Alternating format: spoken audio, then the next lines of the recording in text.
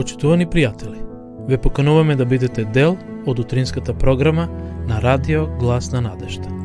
Секој ден од понеделник до петок во 8:30 минути со Томе Трајков. На Facebook страната на Радио Глас на надежда.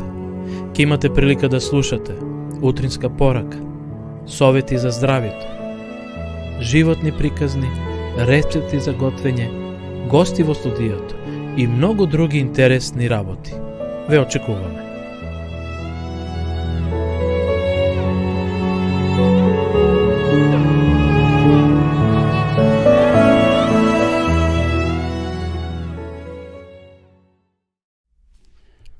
Драги гледачи, добро утро и ово утро срдечен поздрав од студиото на Радио Глас на надежда од Кавадарци. Вие следите утринската програма на Радио Глас на надежда секој утро од понеделник до петок во 8 часот и 30 минути.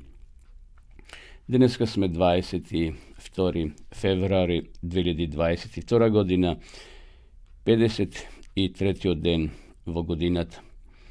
Што се однесува до утринските сервисни информации, сонцето во Кавадарци изгреја во 6 часот и 18 минути, ќе зајде во 17 часот и 14 минути. Значи, ете како што приметуваме, денот се зголемува.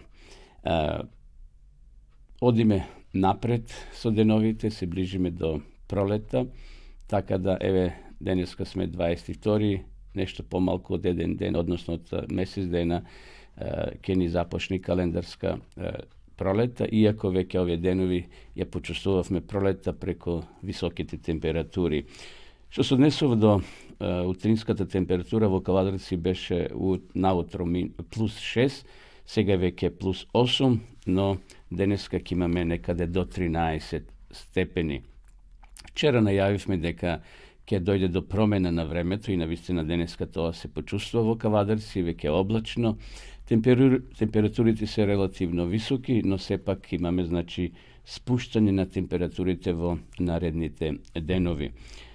Воздухот, според мерната станица, во Кавадарци утрово е загаден. Така да бидете внимателни кога излегувате или ако не морате да излегувате, седете дома или затворите ги прозорците. Денешната температура гласи претежно облачно и постудено со повремени врнежи од дожд. А на планините и на некои повисоки места ќе има снег. Пообилни врнежи ќе има во јужните делови, локално и до 15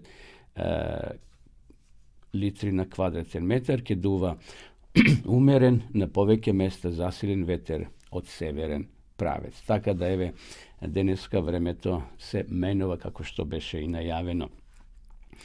Што се однесува до температурите во крајно западните делови на нашата земја од 2 степени до 3, значи многу пониски температури од вчерашните, се мисли на Тетовскиот гостиварскиот дел.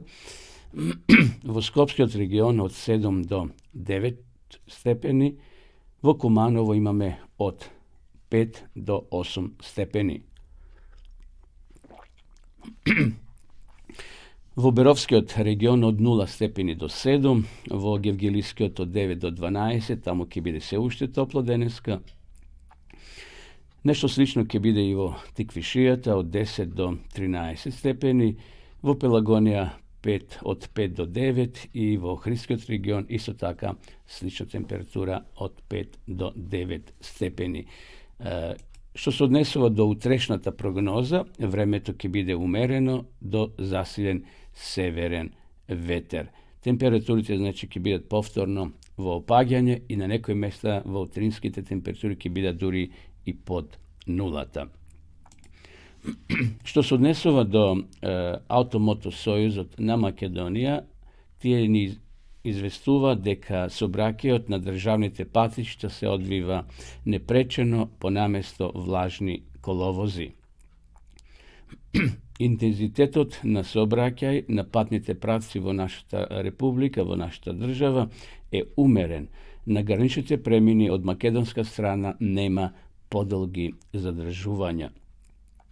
Sepak Automotosojezot na Makedonija preporačova prilagodena brzina na dviženje, počituvanje na postaveната сообраќајна сигнализација и внимателно управување со возилата, особено на патишата низ котлините, речните долини и клисурите, каде има можност од појава на одрони. Ова посебно се однесува на делниците Катланово-Велес, Маврово-Дебар, Струга, Виница, Берово и Кочани-Делчево. Патниот правец А2 Свети Николе Миладиновци се уште во прекен во двете насоки, така да возите внимателно, почитувајте ја поставената сигнализација, има големи одрони кои се уште не се отклонети, односно тргнати од патот. Еве тоа беа тие неколку сервисни информации што се однесува до времето и до проодноста на патишата во нашата земја.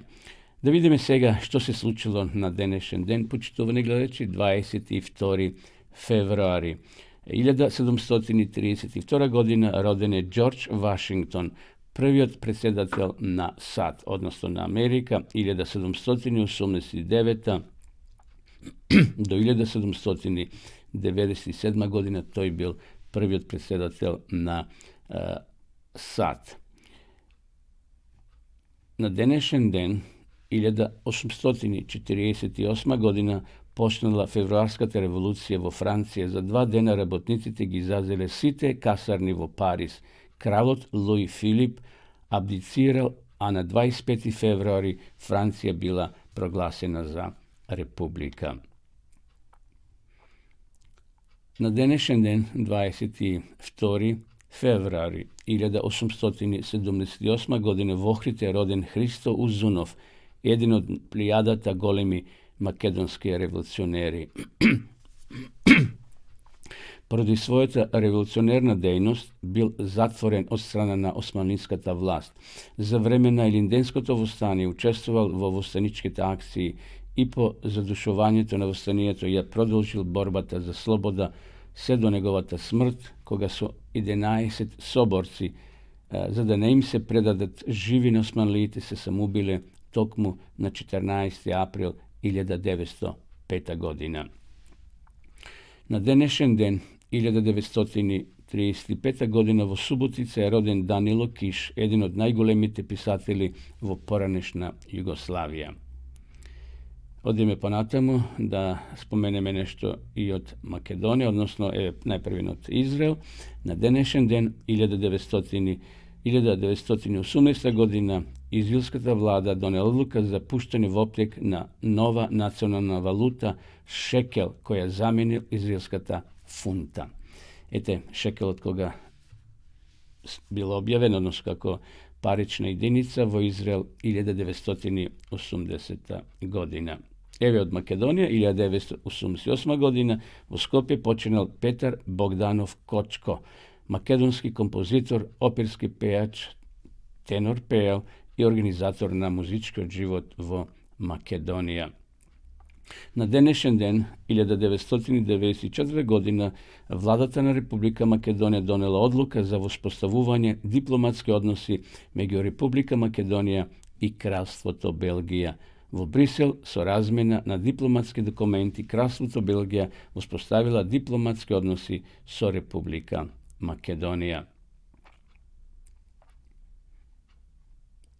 2008 година, на денешен ден, турскиот председател Абдулах Гюл потпишал закон со кој се укинала забраната за носење шами на студентките на турските универзитети. Еве, тоа беа само дел од настаните кои се случиле на денешен ден во Македонија и во светот. Одиме сега со песна, а вие слободно сварете си чај и заедно со нас може да го пиеме чајот и да ја следиме емисијата. Одиме со песна.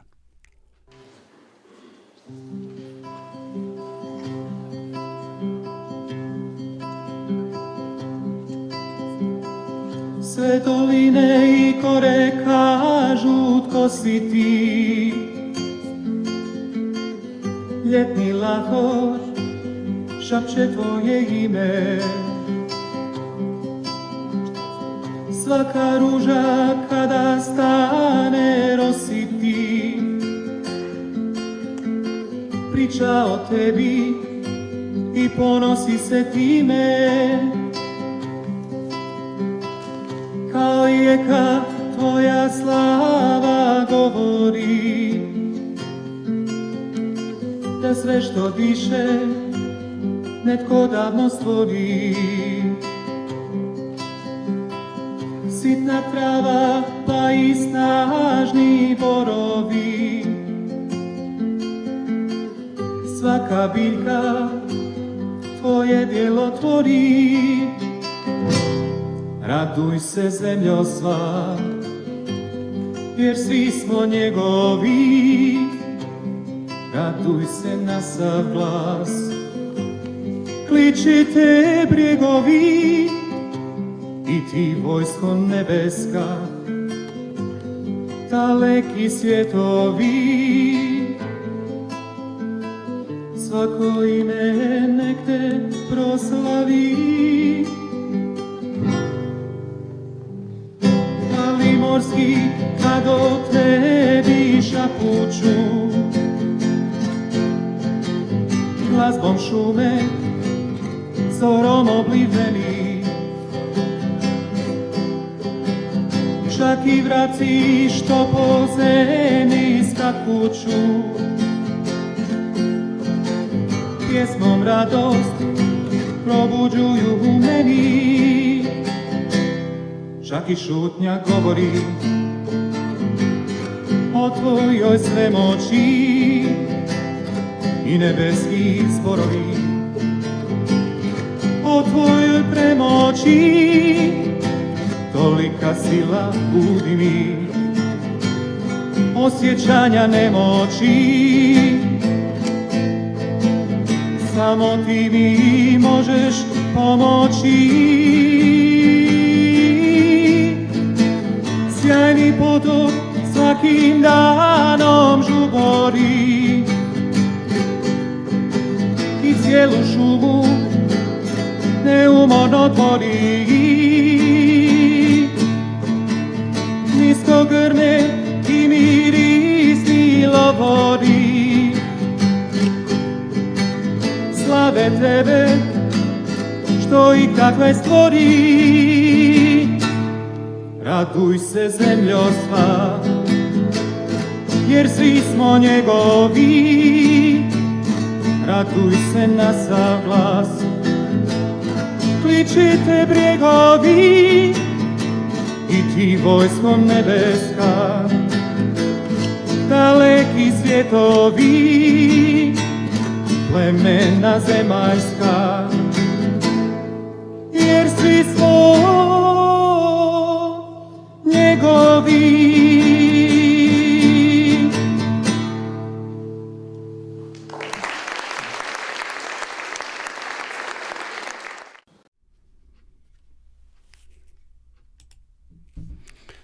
Evine, повторно во живо во нашата емисија, почитувани гледачи. Поздрав до сите вас кои во меѓувреме се вклучивте, ја следите нашата програма. Нима од многу земји кои ја следат ова програма, од Србија, од Македонија, секако најмногу.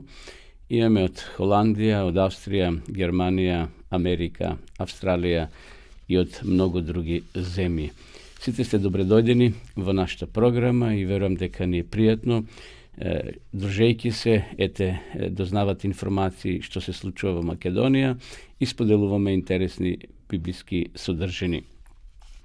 Наред се капки на мудроста, денеска подготвив нешто што верувам ќе не подсети дека тажно е кога 10 денари изгледат многу кои ќе се понесат во црква, но толку малку кои ќе се понесат во продавница. Тажно е кога долго изгледа, кога му служиме на Бога 1 час, но колку брзо минуваат 60 минути во еден фудбалски надпревар, ја би додал кога сме пред телевизорите и ги следиме турските серии, кои може би тие се врзуваат една за друга, цел ден може да следиме турски серии, а може би ни е досадно кога треба да поминеме 60 минути во црква, да му се помолиме на Господа и да го славиме. Тажно е колку долго изгледаат неколку часови поминати на црква или во црква, како што спомнав, но колку се кратки кога се гледа некоја серија или некој филм. Тажно е како не ни текнува да кажеме нешто кога се молиме, но немаме потешкотија да ни текнат работи да им кажеме на пријателите или на пријателот. Значи, може би во молитвата сме сувопарни, нема што да му кажеме на Бога, но кога ќе се најдеме со некој пријател, може би на фудбалска утакмица или шетаме во парк, зборуваме надолго и на широко, а толку сме сиромашни со зборови да му се заблагодариме на Господа за секој очекување на нашето срце и за секој нов ден. Тажно е колку се возбудуваме кога фудбалскиот надпревар ќе добие продолжетоци, но се жалиме кога службата е подолга од предвиденото време. Повторно се работи за посета во црква, ако некој ја продолжи програмата или проповета, гледаме на часовникот и сакаме да заминеме, но кога, например, на фудбалска утакмица, следиме дали во живо или пак на телевизија, кога има продолжетоци, тие се 2 пати по 15 минути, значи скоро половина час се продолжи утакмицата, тоа не ни е тешко да го следиме. Тажно е колку е тешко да прочитаме една глава од Библијата, но колку е лесно да се прочитат 100 страни од најпродаваниот роман. Тоа беа неколку капки на мудроста за да не подсетат колку не врзуваат земните работи, почитувани гледачи, а за духовните, на жалост, немаме или не одвојуваме повеќето од нас, можеби, време и часови за средба со Господа. Тоа беа капки на мудрост, а сега сакам да одговорам на едно прашање кое ми се поставува, а тоа е дали е грев да се палаат свеќи. Знам одредени луѓе кои припаѓаат во одредени верски заедници, палаат свеќи. Меѓутоа некој ги интересира што Библијата зборува за свеќите. Дали палењето свеќи за живите и покојните е според Божјата волја? Дали нивната употреба е според Светото писмо? Мораме на почетокот да споменеме, почитувани гледачи, дека никаде во Светото писмо нема заповед за палење на свеќи како принос на Господа. Значи, нито во Стариот Завет, нито во Новиот Завет немаме такви извештаи. Ниту после Исусовата смрт, после Исусовото вознесение, никада апостолите не оставиле запис дека првите христијани палеле свеќи за живите, односно за покојните. Нивната употреба за поклонување е спротивно на духовното поклонување. Таква заповест не дале ни Христос, ни апостолите, ниту пак првите христијани ги употребувале за таа цел. Ако било потребно палење свеќи за дар при поклонување, тогаш зошто Бог не го заповедал тоа да се запише на страниците на Светото писмо? Дали луѓето биле поумни од Бога? Тој обичај дава искривена слика за спасението и за Бога. Некои мислат дека свеќите се жртва, други пак дека се почитува со почитување. Значи, кога палиме свеќи, ние го почитуваме Бога, односно душите на покојните. А трети знак на нашата топла вера. Но Библијата учи дека жртва пред Бога е смирен дух. Тоа го вели Давид во Псалом 51:17, дека ние го почитуваме Бога и ја покажуваме верата со богоугоден живот, а не со палење свеќи. Така треба да се свети пред луѓето и вашата светлина, за да ги видат вашите добри дела и да го прослават вашиот Отец Небесен, вели Исус Христос во Матеј 5 глава 16 стих. Верата не се покажува со палење на свеќи, туку со плодовите на духот, како што вели Павле во Галатјаните 5 глава. Тоа се љубов, радост, мир, долготрпевост, благост и така натаму. Така според Библијата, во заблуда се оние кои мислат дека со палење на свеќи, горење на кандила, им помагаат на покојните или на живите. Ние не сме купени со преодни нешта, туку со, како што вели Павле, со скапоцената крв на непорошното и чисто јагне Христос. Продавањето свеќи е трговија. Црквата ги прави и продава, учејќи ги луѓето дека колку повеќе или поскапо купуваат свеќи, toliko poblagosloveno, ki bide nivното poklonuvanje. No sepak sekoj sam odlučува kako ke mu služi na Gospoda. Odlukата je naša i vo naše race počituvani gledajući. Така да не субтеретуваме, додека сме живи, додека се живи нашите родители или пријатели, треба ние да јадеме, да пиеме според принципите на Библијата. Кога човекот ќе почине, душата не постои сама за себе. Ние сме спој на тело, дух и душа на крајот. Кога човекот умира, телото се распаѓа, животот се враќа кај Бога и не постои само за себе како единка, како душа, некаде да постои во рајот или во пеколот. Човекот кој ќе умре нема потреба од јадење, од пиење, од светлина, од топлина. Тој оди во непостојни и чека промена, односно воскресение. Ете, тоа беа кратките информации во врска со свеќите, значи има за живи и за мртвите се палат, но ние нашите потреби треба да ги искажеме преку зборови. Да се молиме за живите, да Бог ги чува и нас да не чува. Со зборови да се молиме еден за друг. Кога ќе почне човекот, тоа е веќе крај. Готово е. Тој чека промена. Тој чека воскресение при второто Христово доаѓање. Еве, тоа беа пораките во рамките на капки на мудроста. И споделивме, како што рековме, одговоривме на прашањето свеки да или не. Одеме сега со песна, потоа ќе проследиме јутринската порака.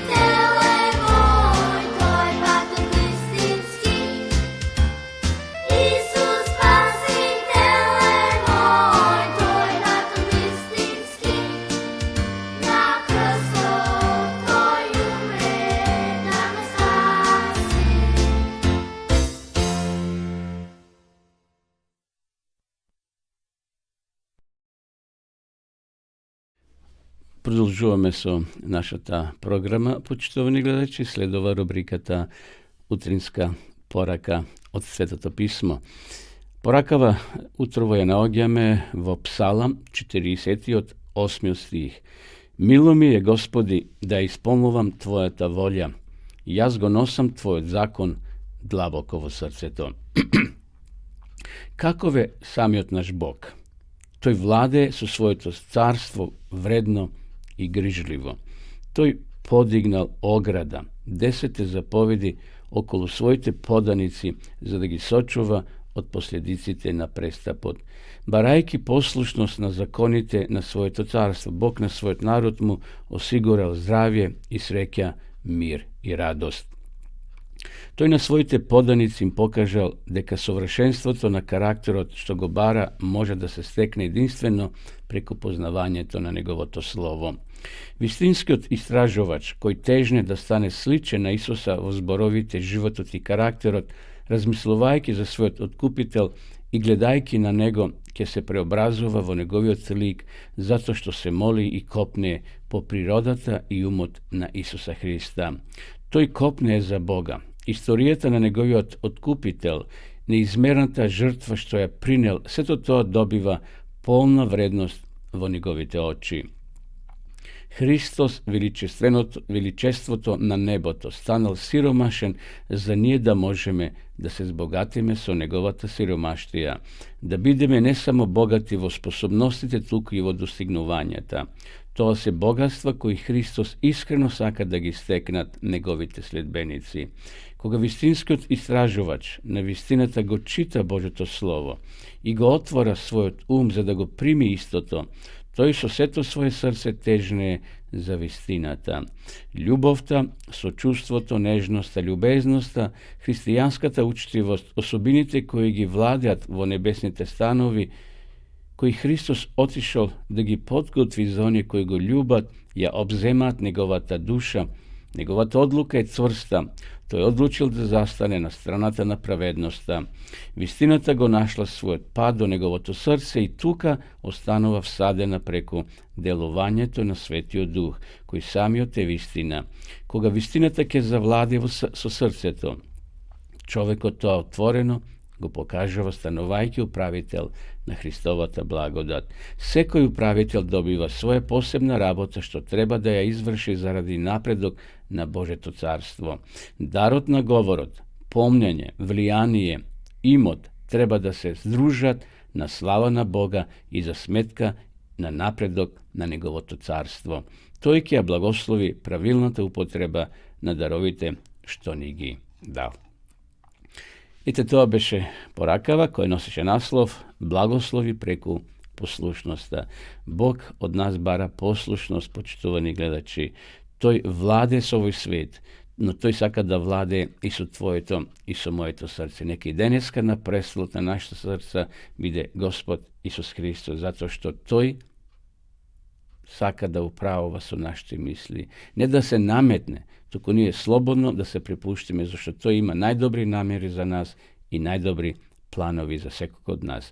Оцинските пораки ги читаме во Библијата, почитувани гледачи. Ако вие имате потреба од Библија, од Свето писмо, слободно напишете ни, а ние ќе ви испратиме бесплатно. Ќе можете заедно со нас да ги пратите пораките утрински од Светото писмо. Но исто така можете да ја проучувате Библијата и по дописен пат, така да сите вие кои сте заинтересирани онлайн, значи од дома, преку вашите компјутери, да проучавате 8 подрачја на Библијата слободно. Еве сега за кој миг ќе оди рекламата, видете ја, отчукајте на вашите компјутери во Google bibliјатазборува.mk и ќе ви се отвори сајтот на Дописата библиска школа, кај што ќе може да се запознаете со тие големи вистини на Светото писмо. Одиме со реклама.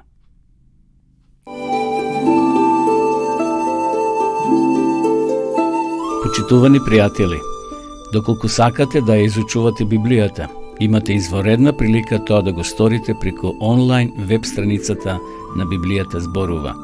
Оваа веб страница е креирана за да ви обезбеди сеопфатно, организирано и темелно проучување на Библијата. Курсевите се бесплатни и без обврски. Можете да го следите во кое било време, тогаш кога вам ви одговора. На располагање ги имате следниве курсеви: библиска археологија, библиски пророштва, за верата и верувањето, библиски совети за здравјето, библиски совети за бракот и семејството. Запознајте ја Библијата, Светото писмо на Стариот и Новиот Завет преку курсевите на интернет или во печатена форма.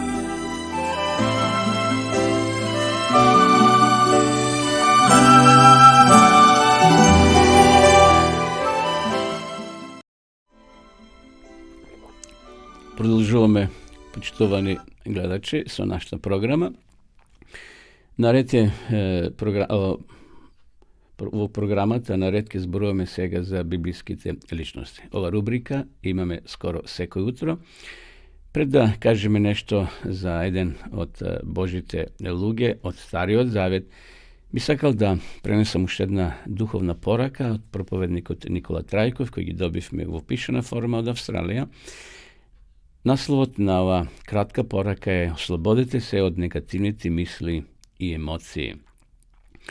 Апостол Павле кажува во Филипјаните во 4 глава во 13 стих: "Се можам да правам преку Христос кој ме зајакнува".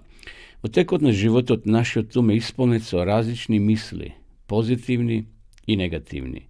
Мислите за околу 1000 зборови се појавуваат во нашиот ум за една минута. Замислете, нашите мисли, околу 1000 зборови се појавуваат во нашиот ум само за една минута. 70% од овие мисли се негативни, што значи дека само 30% се позитивни. Негативните мисли и емоции ги блокираат позитивните идеи и емоции и можат да предизвикат физичка и ментална болест кај една личност. Како да се ослободиме од негативните мисли и емоции? Број 1. Молитва. Значи, кога ќе дојдат негативни мисли, лоши емоции, молете се. Преку молитвата му се доверуваме на Бога, а исто така и нашиот ум се олеснува, затоа што Исус го превзема нашиот страв, нашите грижи, нашите товари, нашите несигурности. Второ, размислувајте за Бога. Решете дека тој миг, во тие часови ќе размислувате за Бога, и тоа правете го секој ден. На тој начин умот ќе биде прочистен и способен за духовните работи. Внесете позитивни мисли во меморијата на вашите сеќавања. Запомнете ги сите благослови во вашиот живот, успесите што сте ги доживееле, победите што сте ги постигнале, а не поразите и неуспесите. Запомнете дека негативните мисли, поттикнати од постојаното размислување, може да се развијат во вистинско чудовиште со тоа што ќе ја задушат самодовербата за цел живот и обично ќе доведат до ментална болест.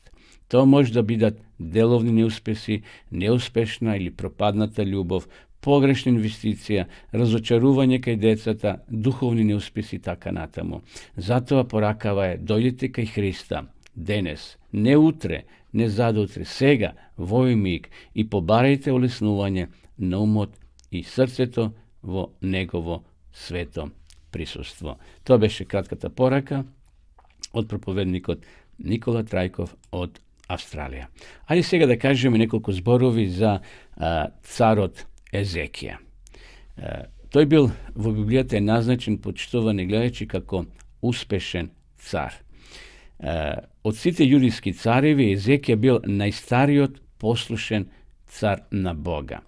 Тој нашол милост во Господовите очи и Бог одговорил на неговата молитва. Вие кои сте ја читале Библијата, знаете, цели 15 години неговиот живот бил продолжен, а боледувал од тешка смртна болест.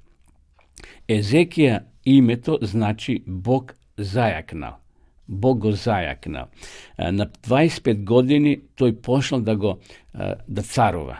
Владел во својата држава, значи релативно млад, на 25 години, и неговото царство траело, односно владење, од 726 година до 697 година. Неговиот татко Ахаз бил еден од најлошите цареви во историјата на земјата, бил идолопоклоник. Езекија бил ревен и почнал да прави добри работи. Тој најпрвин го очистил храмот, едноставно направил реформа. Потоа ги осветил и останатите храмови во Јудеја кои биле оскврнети од страна на незнабожците. Тој воспоставил левитско свештенство, го обновил правилното обожавање и ја вратил Паската како национален празник. Но тој не застанал тука. Тој наредил да бидат уништени сите идоли кои биле поставени по целата земја, заедно со сите остатоци на паганското обожавање. Со текот на годините, луѓето почнале да ја обожаваат се сеќавате вие кои сте читали Библијата, бронзената змија што Мојсија направил во пустињата, таа се викала Неустан. Езекија тоа го уништил. Тоа се тие лугови на српски јазик, а на наш јазик мали црквички кои биле поставени околу градовите, околу селата. Тоа Езекија наредил да биде уништено. За време на владењето на царот Езекија, бесмисленоста на Асирската империја била уништена. Асирија едноставно газела се пред себе. Но Езекија превзел чекори да се обезбеди и зацврсти Иерусалим од опсадата на асирците. Тој направил долг тунел, 1750 метри, за да обезбеди тајно снабдување со вода на Иерусалим. Археолозите го ископале тунелот под градот и денеска тоа е како атракција и како доказ дека тоа се случило. Езекија, знаеме, кога добил вест, односно кога сватил, кога разбрал дека е болен, почнал да се моли горко на Господа. Дошол еден пророк и му ја соопштил таа вест. Тој почнал да плаче, да се моли и Бог одговорил позитивно на неговата молитва и му го продолжил животот 15 години. Меѓутоа, тој направил една грешка. Знаете, човекот прави грешки. Неколку години подосна, знаеме, асирците дошле и му се подсмевале на тоа што го слушнале, дека тој оздравил на чуден начин. Меѓутоа, асирците со така дошле да го освојат Иерусалим, но Езекија отишол во храмот и се молил на Господа. Пророк Исаја рекол дека Бог го чул и Бог ќе превземе мерки. Истата вечер ангел Господов убил, обратите внимание на ова бројка, 185.000 војници во асирскиот логор. И знаеме дека тој војсководител се повлекол и не го нападнал Иерусалим. Колку е Господ голем, почитувани гледачи. И затоа нашиот не треба ние да се бориме со своја сила. Овде Господов ангел се борел. 185, толку нема ни Македонија, ни војници, ни полицајци. Замислете, толку војници били убиени и скршен бил отпорот на асирците и Бог не дозволил да биде освоен градот Иерусалим. Но знаеме дека Езек имал син по име Манасија, кој на жалост не го следел татка си. Тој бил злобен човек, кој ги одбил повеќето реформи на својот татко, враќајќи ги сите тие идолопоклонички пагански богови кои и понатаму продолжиле после смртта на Езекија. Грешката кај Езекија била следнава. Кога дошле околните цареви или големи луѓе и кога слушнале дека тој на чуден начин бил излечен, дошле да видат, да го прашат. И сека Езекија прави таа кобна грешка. Наместо да каже Бог ме излечи, тој отишол, ги отворил своите хангари, своите амбари, го покажал своето оружје да се пофали пред останатите големи луѓе кои дошле да го посетат. Езекија изнел гордост во покажувањето на богатството на Јуда на вавилонските пратеници. Соби да ги импресионира, тој им подари важни државни тајни. На жалост, подосна вавилонската војска ќе нападне Јудеја и ќе биде однесен и Даниело и многу други млади во робство. Тоа била таа кобна грешка што е направил Езекија. Господ му е услишал молитвата и го излекувал и му продолжи живот. Наместо тој да го прослави Бога, тој се возгордеал и направил грешка. Но сепак со позитивни црти или зборови е запишана историјата на царот Езекија во Светото писмо. Еве, почитувани гледачи, тоа беа рубриките кога зборувавме за библиските личности и кратката порака. Одеме со уште една песна и ќе се вратиме повторно во емисија.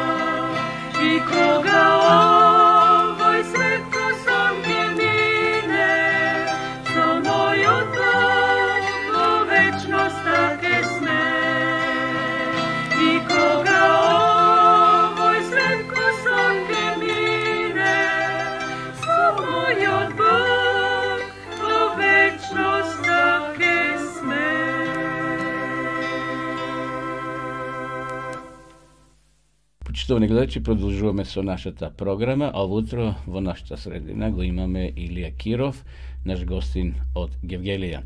Неговото присуство ќе го искористиме да малку поразговараме за Илија, кој е и што е. Илија, добро утро и добре дојде во нашето студио. Добро утро, добро ве најдов. Кажете ни нешто за нашите гледачи, кој е Илија Киров? Па, јас сум роден во Струмица, но потоа сум живеел во Гевгелија, моите родители се преселиле таму, бидејќи немало работа. Значи во Струмица сте? Да, не сум знаел, добро. И, најголемиот дел од мојот живот сум го минал таму, во Гевгелија. Иако сум одел често пати и во Струмица, кај мојата баба, мојот дедо, и тоа ми биле многу добри средби со мојата баба, бидејќи таа често пати ме носеше на црква, а тоа беше едно нешто кое што ми значеше на мене. Уште во почетокот, Значи уште кога бев мал и имавме навика да одиме таму во црква, најчесто кога се некои празници, а посебно за Велик ден. Так. И од таму тргна моето размислување за тоа зошто постојам, зошто овој живот, значи која е смислата на овој живот. Потоа учев средна школа. Во Гевгелија кога се пресели, така? Да. Добро. Значи таму учев средна школа и кога завршив средна школа, потоа отидов на факултет и се запишав на технолошки факултет. Добро. Го чекав тој збор технолог. Кажете за гледачите наши, што опфаќа тој збор или таа наука, технологија, во смисол, дали е многу потребна во животот на луѓето? Па денес се врти околу технологијата. Имаме различни видови на технологија. Таму на тој факултет има повеќе смерови, така да можеш да се запишеш на кој сакаш од тие смерови. Јас се запишав на прехранбено-технолошки факултет. Така да учевме за храната повеќе, како се подготвува храната, како се преработува, па потоа како се конзервира во фабриките. Така да тоа ми беше струката и после тоа, откако го завршив факултетот, отидов да работам во една фабрика, која што беше стрикно за тоа, прехранбена индустрија, и таму правевме ајвар и некои други производи кои што се од пиперка, па правевме сладко и некои други нешта. Така. Кажи ни Илија, сега кога спомна за твојот одсек што си го завршил, сега со какви очи кога ќе земеш едно тегло ајвар или некој производ, дали го гледаш малце од научна страна, што има како состав внатре? Па тоа велата е професионална деформација, така да секако, значи кога ќе земеме едно тегло, значи ние гледаме технолозите. Ние го гледаме составот како лаици, читаме пиперки, сол, меѓутоа вие малце подлабоко навлегувате. Да, значи токму така. Значи како изгледа, прво не изглед, како изгледа, дали е добар производот, но исто така кои се самите состојки. Ние таму при самото производство правиме, имаме рецепта по кој што одиме, и бидејќи станува збор за големо производство, треба да се пази во самото производство и потоа се вршат и проби, да се види дали тој производ навистина ги задоволува сите тие барања кои што треба да бидат задоволени. Кажете ни искрено, дали составот што го пишува на амблемот, односно на обвивката, е соодветно со она што го има внатре. Пример, ајвар, сладко и така. Ајде, краставици, кисели крастави. Меѓутоа, она што е внатре, а ние не го гледаме. Сомелено, дали се придржуваат до составот овие производителите? Да, општо земено се придржуваат. Има различни барања. Например, ако оди на европски пазар, тогаш тие имаат поголеми барања. Построги барања, да, и таму мора да се запише колку има сол, например, да кажеме, колку има во проценти, а некои други не ги бараат сите тие информации, така да може да имаме различни етикети. Но во најголемиот број случаи, одговара на она кој мислам треба да одговара со производот што е внатре. Со самиот производ што е. Значи убаво е да се читат составите, за да бидеме информирани, зашто на жалост многу адитиви се стават сега во некои прехранбени бои, така се стават и така натаму. Добро, Илија, тоа ти беше првиот дел од твојот живот кај што си завршил технологија насока, рековме прехранбено така. Меѓутоа, знам дека ти заврши и уште нешто што почнува на Т, а тоа е теологија. Заврши во соседна Бугарија во Софија. Кажи ни, што е тоа теологија за нашите гледачи? Па теологијата е наука за Бога. Ние знаеме дека Бог се открил на луѓето и ние луѓето сакаме да го откриеме Бога и всушност таа наука се родила, нели настанала кога луѓето почнале да го бараат Бога Така. и да размислуваат за Бога и сакале да го најдат Бога, каков е Бог, нели кои се неговите карактеристики, неговиот карактер, како Бог гледа на луѓето, што направил тој за нас Да, и што сето прави тоа за го нас. наоѓаме во Библијата, Да, така. да, токму Библијата така. знаеме како луѓе дека е составено од два дела, Стари и Нови Завет. Истиот е Бог и во Стариот и во Нови Завет, така? Да. Иако во Новиот Завет може би повеќе Исус се открива, но тоа е тројството. Кажи ни некоја карактеристика за Бога, еве, како теолог за нашите гледачи. Па Бог самиот се објавува и кажува дека тој е Бог милостив, долго трпелив, кој што простува гревови, кој што ги сака луѓето. Исус се открива и кажува дека толку го засака човекот што го даде својот живот за да може да го спаси. Бидејќи во Јовановото Евангелие 3 глава 16 стих е кажано ова дека Бог ги засака сите луѓе. Значи Бог ги сака сите луѓе, тој сака сите да ги спаси. И токму заради тоа тој го прати својот син овде на земјата, Исус Христос, за тој да го даде животот, за да може да не спаси од гревот, од смртта, да може да не даде вистински живот. Така. Еве, накратко кажи ни, според Библијата и според твоето размислување, колку сме ние близо до крајот? Дали сме близо до крајот? Да, значи според оно што го пишува во Божјото слово, ние навистина сме близо до крајот. Значи Исус во својата проповед кога им кажал на своите ученици, им ги давал знаците за крајот на времето, таму се нижат различни знаци и ние гледаме дека тие знаци се повеќе и повеќе се исполнуваат и дека ние навистина сме на крајот. Јас верувам дека постои само уште еден знак кој што треба да се исполни, а тоа е да се проповеда ова Евангелие, кажува Исус. Значи Бог сака уште еднаш да ги повика сите жители на земјата да му го предадат својот живот. Уште еднаш тој сака да упати повик на целиот свет, да ги повика да му го предадат својот живот за да може да имаат вистински живот овде на земјата, но и да може да наследат вечен живот. Така, убаво кажано. Значи да немат изговор еден ден, дека не слушнале. Ете, почитувани гледачи, ние на овој начин, преку овие наши утрински емисии, покушаваме да допреме до поголем број на луѓе кои можеби не може да дојдат во црква, не може да читат, меѓутоа може да слушнат, така да еве и на овој начин ние го исполнуваме тоа пророштво, како што рече Илија, запишено мислечине во Матеј беше 24 глава. Добро ли, еве, при крај сме на ова наше интервју, некоја порака до нашите гледачи. Зошто е битно да имат Библијата да ја проучуват? Јас верувам, а и ако самите ја земеме, таа книга Библијата, верувам дека тоа е единствената книга кој што може во ова време да ни помогне. Единствената книга кој што може да ни открие вистината, бидејќи Бог се објавува преку таа книга. Многу луѓе во текот на историјата, се издигнале интелектуално, станале духовни луѓе, добри луѓе, имале сила да ги победат искушенијата во овој живот, затоа што оваа книга ја читале. Затоа јас од срце оваа книга, Библијата, Светото писмо, на сите им ја препорачувам и кажувам дека тоа е книгата која што денес ние треба да ја читаме. Тоа е книгата во која што Бог се објавува и тоа е книгата во која што Бог ни кажува зошто ние постоиме, која е смислата на нашето постоење. Така да и денес Бог ни го упатува тој повик, да ги земеме нашите Библии, да ги отвориме страниците на Библијата и да видиме како Бог се открива во тие страници. Добро, Илија, ти благодарам за учеството во нашата утринска програма. Посакувам успех и во телесниот и во духовниот живот. Почитувани гледачи, продолжуваме со песна, потоа се враќаме повторно во живо во нашата програма.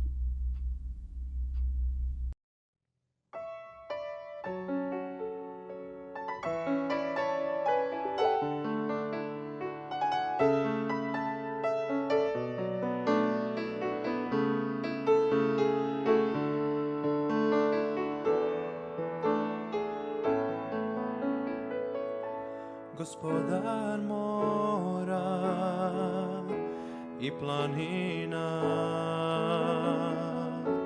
Gospodar sveta i celog svemira, Gospodar sila i ljudske mudrosti. čak pred stvaranja tu bio si. Gospodar carstva i tronova, Gospodar neba i svetskih čudesa, Gospodar slave, bogatstva sveta tog, od početka samo ti si Bog. Razapet na krstu radi nas, usamljen i odbačen od svih kao cvet, koga gaze svi na zemlji. On pao je od bola tad, misleći na mene.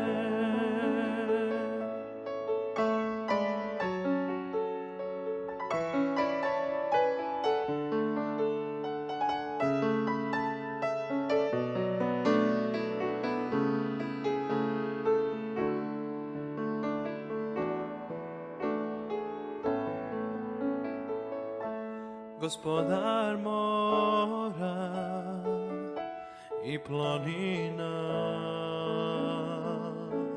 Gospodar sveta i celog svemira, Gospodar sila i ljudske mudrosti, čak pre stvaranja tu bio si. Gospodar carstva i tronova, Gospodar neba i svetskih čudesa, Gospodar slave, bogatstva sveta tog, od početka samo ti si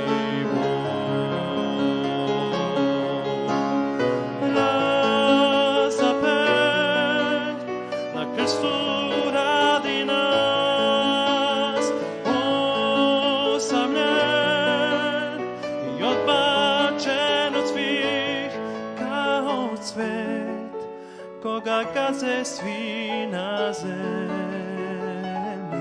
On pao je od bola tad, misleći na mene. Razapet na krstu radi nas, osamljen i odbačen od svih kao cvet, koga gaze svi na zemlji. On pao je od bola tad, misleći na mene. Kao cvet, koga gaze svi na zemlji.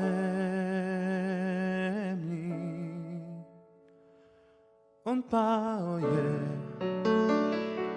od bola tad, misleći na mene.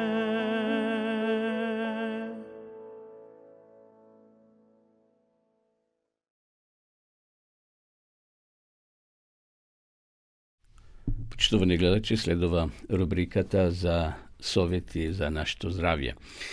Ovutruke spomeneme 10 pričini zašto treba da jademe urmi sekojdnevno. Urmite se relativno eftini kako ovoše, za razlika od južnog ovoše, međutim, сега ќе видиме колку се здрави и хранливи за нашиот организам. Урмите кои се откриени пред илјадници години имаат лековито дејство, но покрај тоа што се здрави, ги сакаме поради нивниот вкус. Урмите се добар извор на разновидни витамини и минерали, kako i energija, šeker i vlakna. Isto tako sadržat kalcijum, železo, fosfor, kalijum, magnezijum i cink. Dokoliko se hranite zdravo, toga su sigurnost ki gi probate proizvodite od urmi. Postoje razni recepti od urmi. Eve 10 pričini zašto, počtovani gledači, da jademe urmi redovno, sekojdnevno. Pod broj 1 go namaluva holesterolot. Da li znajete da urmite se oslobodeni od holesterol i sadržat malko masti? Slučajki givo pomali količini vo vašata sekojdnevna ishrana može da vi pomogne da ga održite normalno to nivo na holesterolot, pa duri i da vlije vo gubenje to na težinata. Broj 2. Bogati se so proteini. Urmiti se silen izvor na proteini koji ni pomaga da ostaneme vo forma, pa duri i da gi zadržime našite muskuli cvrsti. Lugito koji se fizički aktivni i sportuvat, potrebno je da jadat nekoliko urmi sekojden kako del od njimnata dnevna rutina. Broj 3. Bogati se so vitamini. Urmite sadržat vitamini kako što se B1, B2, B3, B5, kako i A1 i C. Ako jadete po nekoliko urmi sekojden, nema da treba da zemate vitaminske dodatuci, ne samo što ki vi go podobri zdravjeto, ki ima i zabeležitelna promjena vo nivoto na energija. Bidejki urmite sadržat prirodni šekeri kako što se glukoza, saharoza i fruktoza. 4. Go podobruvat zdravjeto na koskite. Urmite se bogati su selen, mangan, bakar i magnezijom. I svi ove se potrebni koga stanova zbor za održuvanje na vašte koski da bi dat zdravi isprečuvanje na sostojbi kako što je osteoporozata. Pretežno, znači, ženite zabolovat od ova bolest, no eve da imame sitenije zdravi koski, da jademe dovoljno količini na urmi. Broj 5. Go je zajaknuvat nervniot sistem. Interesno. Urmite se polni so kalijom, a sepak sadržat malko natrijom, a to pomaga vo održovanje to na nervniot sistem. Kalijom pomaga da se namali holesterolot i go zadržava rizik od moždan udar. 6. Bogati se so železo. Osven od fluorot, što gi zadržava zabite zdravi, urmite isto tako sadržat železo, što je visoko preporačljivo za one koji stradat od deficit na železo. Plus to je odlično za pročistovanje na krvta. Gledajte kakve pridobivki imame ako koristime urmi, počtovani gledači. 7. Go podobruvat varenje to. Ako konsumirame nekoliko urmi sekojdnevno, vaš digestiven sistem će se podobri. Osven toga se preporačava za one koji ima problem so zapek. 8. Je razobuvat kožata. Vitaminite C i D deluvat vrst elastičnosti na vašta koža, a isto tako je održuvat kožata mazna. Plus, ako stradate od problemi so kožata, inkorporiranje na urmi vo vašta ishrana može da vi pomogne na dolg rok. Isto tako je održuvat kožata mlada, je sprečuvat akumulacijata na melani vo vašeto telo. Znači, kakvi pridobivki imame vo to relativno eftino ovuše, no mnogo zdravo. 9. Pomagat pri mamorlak. Urmite pomagat da se izlečat mamorlicite, no za najdobre rezultati mora malko da se natopi vo voda preko nog, a potom da gi jadite. I 10. Pomagat vo zglimuvanje na telesnata težina. Šekerot, proteinite i drugite vitamini vo vošeto pomagat vo zglimuvanje na telesnata težina, osobino koga vi treba. Može bi vi ste mršavi, slabi, a sakate da se zdebelite, ete, urmite možat da vi pomognat vo toa, počtovani gledači. Zato vam После мисијата одете во продавница, во КАМ или во Стокомак или во некоја друга ваша најблиска продавница и купете си урми и користите ги, гледате какви се позитивни придобивки имаме од употребата на урми. Еве, дојдовме полека и до последната рубрика, кога зборуваме за веродостојноста на Библијата, односно археологијата ја потврдува веродостојноста на Библијата, на Светото писмо. Веќе неколку утра читаме информации што археолозите пронашле во Ерусалим и околу Ерусалим. Еве, денеска ќе споменеме за горниот град. На западните ерусалимски брегчења во Христово време се наоѓал стамбен четврт од богаташи. Денес ова подрече лежи внатре во еврејскиот квартал. Забрзано се гради во овој дел од стариот Ерусалим, кој посебно се забележува во поново време. Тоа на површина исфрлило бројни интересни значајни археолошки откритија. Нахам Авигат, професор по археологија на Еврејскиот универзитет, совесно искористил секоја можност да изврши ископувања. Иако сета површина што е прекопана заедно со временскиот распон, карактеристичен за неогелиштето, не се толку големи како на претходното место, тоа е таа Храмската гора, сепак изгледот на обновениот стамбен квадрат на посетителот му пружа ретко чувство на историска непрекинливост. Точното време кога ова западно брегче било вклучено во Ерусалимската градска целост, станало тема на научни расправи.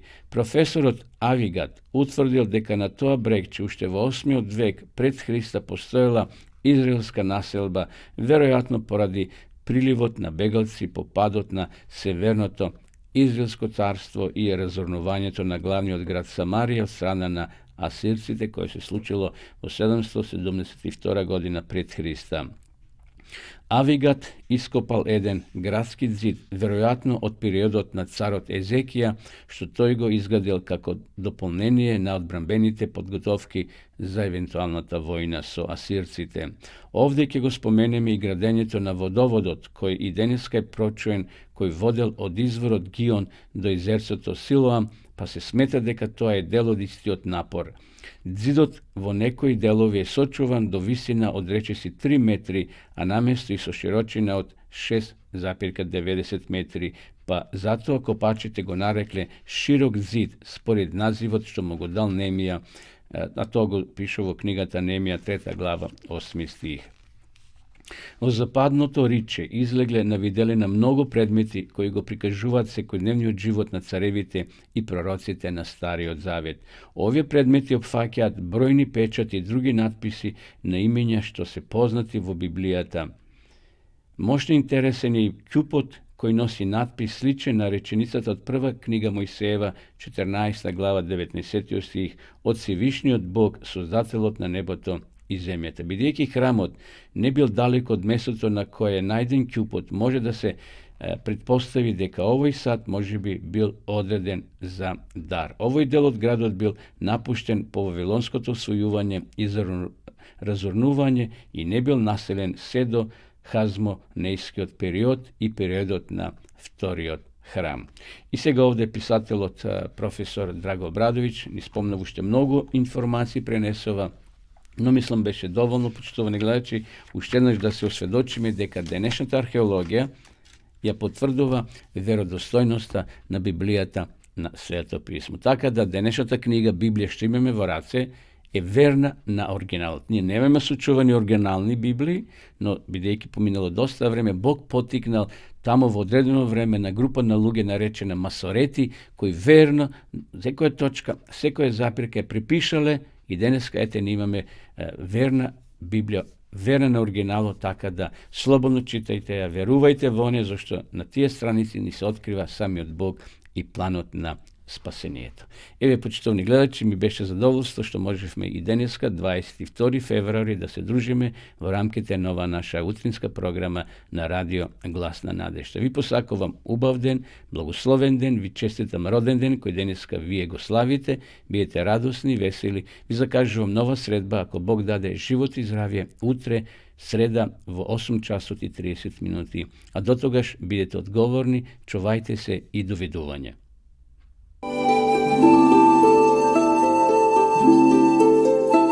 Почитувани пријатели, доколку сакате да ја изучувате Библијата, имате изворедна прилика тоа да го сторите преку онлайн веб страницата на Библијата зборува.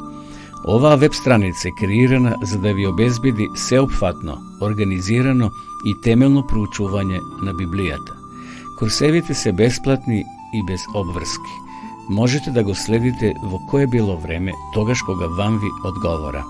На располагање ги имате следниве курсеви: библиска археологија, библиски пророштва, за верата и верувањето, библиски совети за здравјето, библиски совети за бракот и семејството. Запознајте ја Библијата, Светото писмо на Стариот и Новиот Завет преку курсевите на интернет или во печатена форма.